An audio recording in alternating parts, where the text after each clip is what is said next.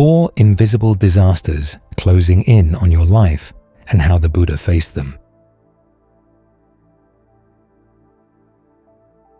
There's a passage where King Pasenadi comes to see the Buddha in the middle of the day, and the Buddha asks him, "What have you been doing?"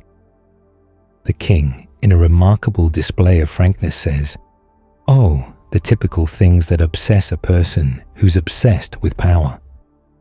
And the Buddha asks him, "Suppose a trustworthy person were to come from the east, saying that there's a huge mountain as tall as the clouds coming in from the east, crushing all living beings in its path. Suppose another trustworthy person were to come from the south, saying that there's a huge mountain moving in from the south, crushing all living beings in its path. Another person from the west, another from the north. Altogether, 4 mountains moving in. Given this horrible destruction of human life, and realizing how valuable and how rare the human state is, what would you do?" The king responds, "What else can I do but good conduct, Dhamma conduct, meritorious deeds, skillful deeds?" Then the Buddha goes on to say, "In that case, great king, I inform you, aging, illness, and death are rolling in, crushing all living beings in their path. Given this horrible destruction of human life and realizing how rare the human state is, what should you do?" And the king says again, "What else can I do but good conduct, Dhamma conduct, meritorious deeds, skillful deeds?" The message being that we're always in a state of danger. There are times when you're in danger and fear, but even though the fear isn't always there, the danger, it's part of being in samsara. As soon as people are born, they're going to grow old, they're going to grow ill, they're going to die. And it's in the midst of all this destruction of human life that we have to practice, that we've always practiced. We have to keep that in mind. Danger is normal. When we accept it as normal and make our minds normal, then we can keep on practicing. It's at times like this when you realize how interconnectedness is not the good thing it's always portrayed as being. It has its dangerous side. And the problem in an interconnected system is that in trying to stamp out one danger, we can easily create others. Like right now with the quarantine and the shutdown, to prevent one danger, we're creating others, which means that the proper response to interconnectedness and the dangers of interconnectedness is not celebration. It's heedfulness, reminding ourselves that we do have our actions, and our actions are important. They're always important. They're especially important now, but they're always important. We can't let outside events distract us from doing what's good, because otherwise we have nothing. Our good deeds are our support, and we have to make sure they really are good, that we keep on creating a good support for ourselves. This is why Ajahn Lee, in his discussions of heedfulness, emphasizes another quality, which is circumspection, looking all around, so that in your efforts to prevent one danger, you don't create others, the dangers here, of course, being the dangers in the mind. The world may be a dangerous place, but we're even more dangerous people, and we can be dangerous to ourselves. If we let our greed, aversion, delusion, or fear take over, these 4 qualities, liking, hating, being deluded, being fearful, lead us astray. In Pali, they're called agati, the wrong course. They can skew our perceptions, and our perceptions can skew our actions, distorting things so that even when we think we're acting rightly, we're actually following the wrong course and creating more trouble for ourselves, more trouble for others. So we have to watch out for these dangers. The dangers that can come from outside are real, but we can't let them distract us from the even greater dangers inside.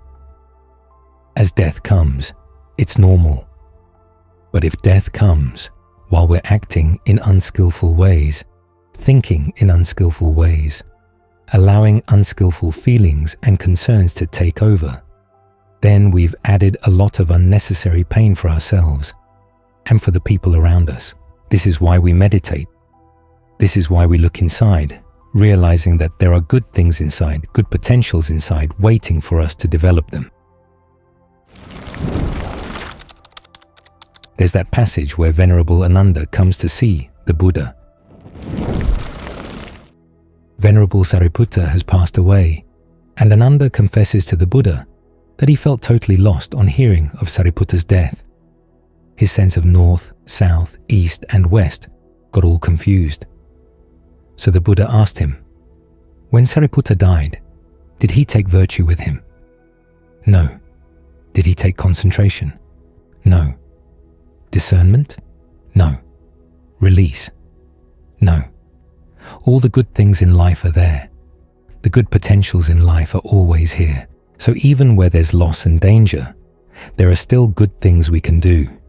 And it's important that we stay focused there. The media will divert our focus other places, but we have to hold firm in our conviction that what we do is important.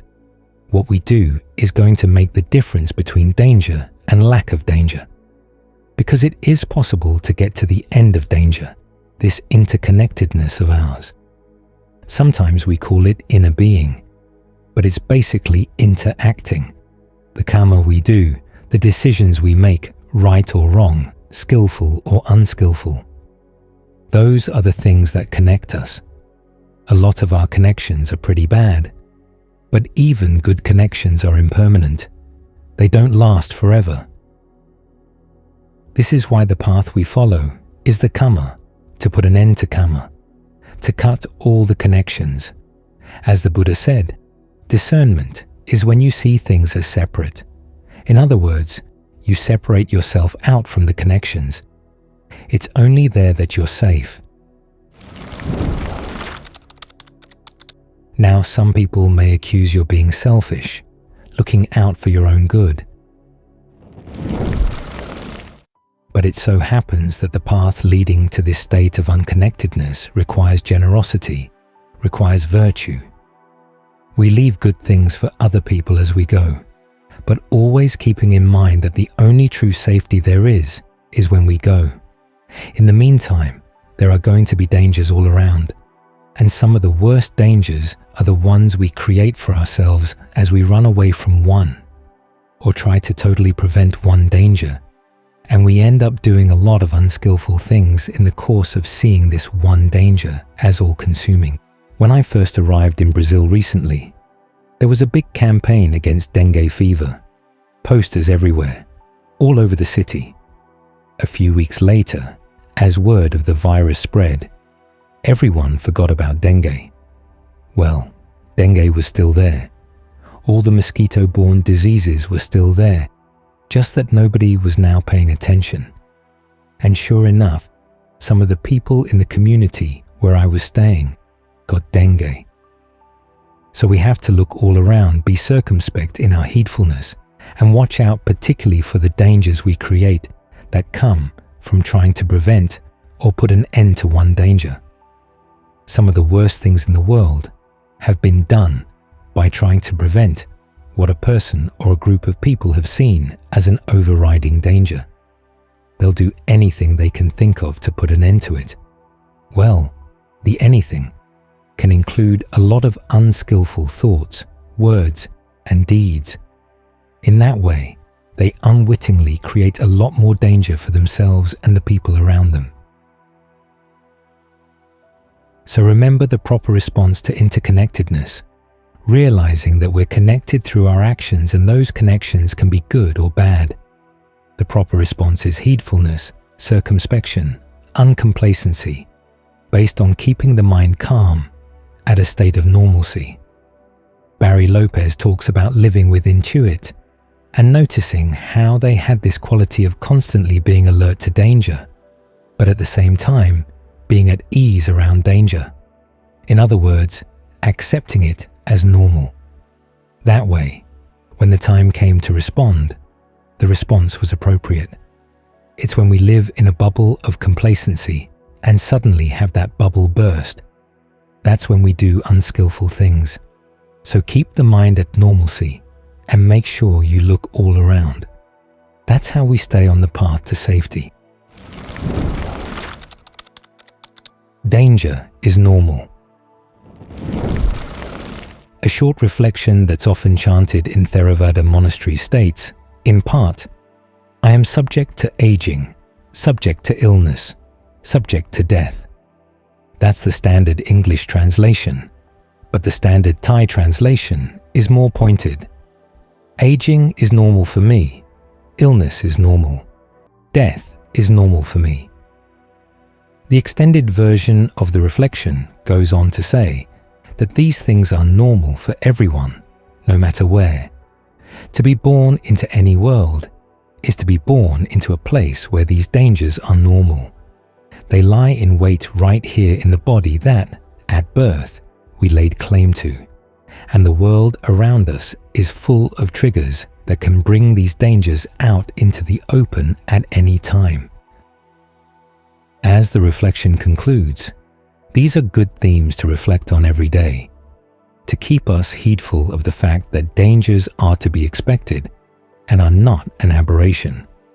That way, we can be prepared for them.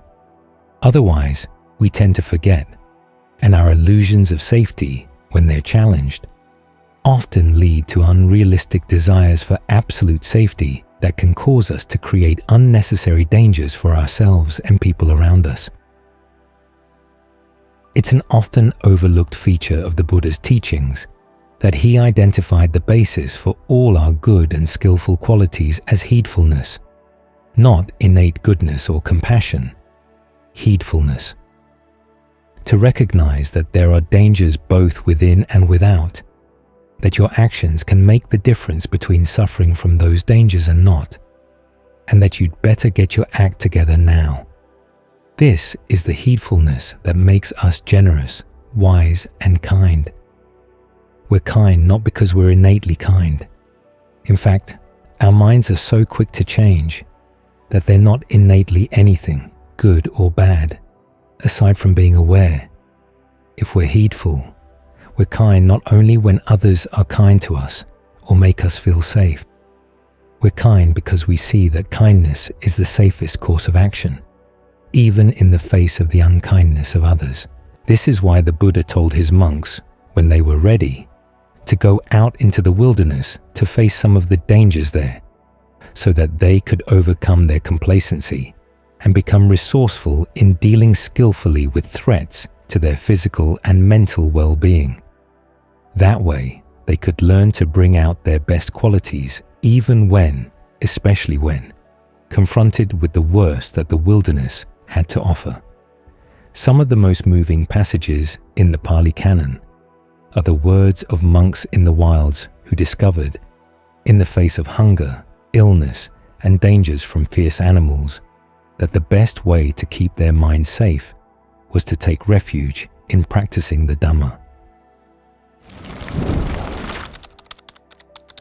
Now, the Buddha wouldn't push the monks into the wilderness right off the bat.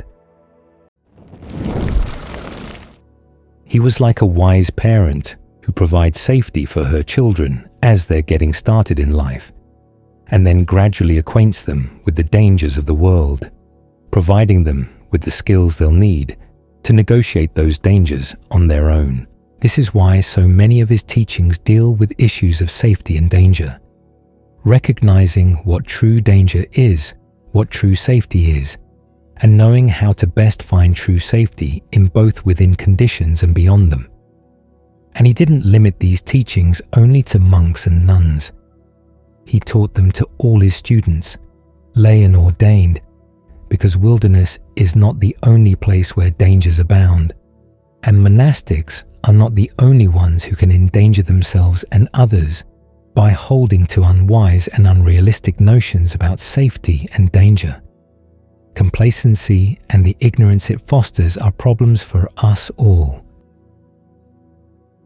So it's useful to reflect on some of the Buddha's teachings on safety, to get his perspective on the dangers we all must encounter.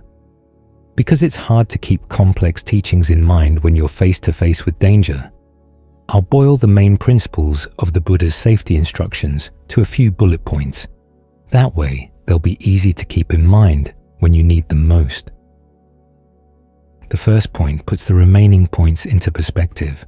Our choice, total safety is possible, but only in Nibbana.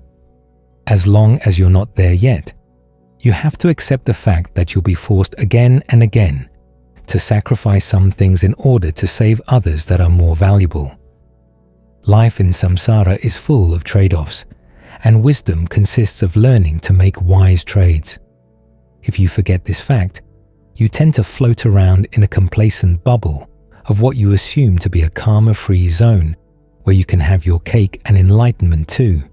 And the people who live in complacent bubbles are the ones most likely to thrash around wildly, endangering themselves and others when that bubble bursts. The next point focuses on the primary means for finding the total safety of Nibbana and relative safety in the world. It forms the basis for all the points that follow. Your most lasting possessions are your actions. Your body is yours only till death. Your loved ones at best are yours no longer than that. The results of your actions, though, can carry well past death, so make sure that you don't sacrifice the goodness of your thoughts, words, and deeds to save things that will slip through your fingers like water.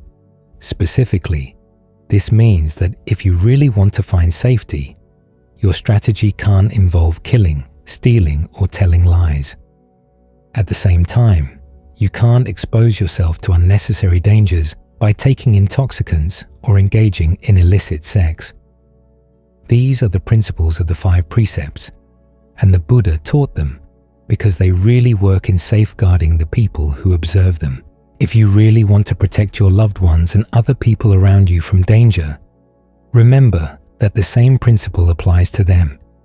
Their most lasting possessions are their actions, so the best way to protect them is to teach them to observe the same 5 precepts. If they're willing to listen to you, you can explain the precepts to them. If they're not, you can teach the precepts by example, which, either way, is the only way to make the lesson stick. Kalibat. To find some safety in the world, you first have to give safety to the entire world. If you're determined to observe the precepts in all situations, you're giving a gift of safety to everyone, in that all beings, universally, will be protected from any harm you might do. In return, you get a share in the universal safety coming from your present actions. If, however, you follow the precepts only in some cases and not in others, if, for instance, you can rationalize killing and lying certain people in certain situations, for whatever the end, it's like building a fence around your property but leaving a huge gap in the back. Anyone with any motive can walk right in through the gap. You can protect yourself from the results of your past unskillful actions by training the mind.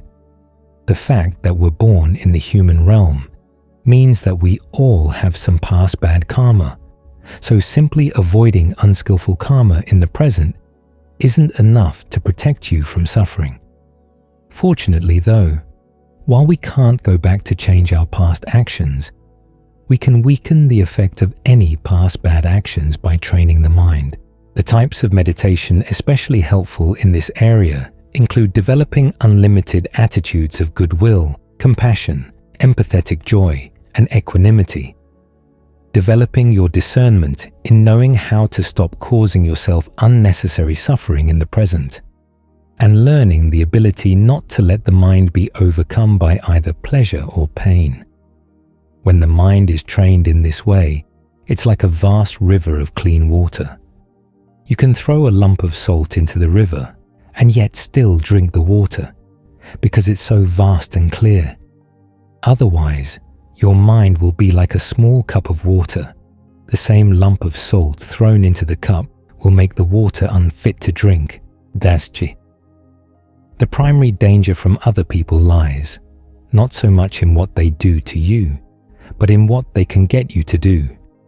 Their karma is their karma. Your karma is yours. Even when you're mistreated by others, their karma doesn't become your karma, unless you start mistreating them in return. At the same time, the most dangerous people aren't necessarily those who are obviously mistreating you. Sometimes people you regard as your friends can try to get you to break the precepts, or to fire up passion, aversion, or delusion in your mind. In doing this, they can make you do lasting danger to yourself. This means, on the one hand, that you have to train yourself not to fall for the reasonings or to be tempted by the rewards that some people will offer you to kill, lie, or steal for some good cause. On the other, it means that you have to distinguish speech that's genuinely harmful from speech that's harmful only on the surface. Nasty words meant to hurt your feelings or get you upset are harmful only on the surface. Words that insinuate themselves into your mind, getting you to develop unskillful attitudes or do unskillful things, those are the ones that can do deep, long-lasting harm. You can protect yourself from harmful words by, again, training the mind. The best protection against unskillful speech is to depersonalize it, and two techniques are especially effective in this regard. One is to remember that human speech all over the world has always been and always will be, either kind or unkind, true or false, beneficial or harmful. The fact that people may be saying unkind, false, or harmful things to you right now is nothing out of the ordinary. Like all dangers, it's normal. So there's no reason to feel that you're being singled out for any special mistreatment. You can take it in stride. The second technique is to tell yourself, when something harmful is being said, an unpleasant sound is making contact at the ear, and leave it at that. Don't build any internal narratives around that contact that will stab at your heart. You have ears, so you're bound to hear both pleasant and unpleasant sounds. But you can also develop discernment around how you use your ears and relate to those sounds. If you can let the words stop at the contact, they won't present any danger to your heart. Obviously, these principles build on the working hypothesis of karma and rebirth, a hypothesis that, we're told, is no longer viable in our modern/postmodern times. But none of us have to be prisoners of our times. After all, what vision of life does the modern/postmodern view offer? Fish fighting one another for the last gulp of water in a shrinking pool, all ending in death. What made the Buddha special was that he looked for a safety that lasted beyond death and, having found it, showed others how to find it too. Along the way, he offered the possibility of safety with honor, something that modern/postmodern views can't provide. The Dharma is said to be timeless. In this world where death is so normal, now is as good a time as any to put that claim to the test.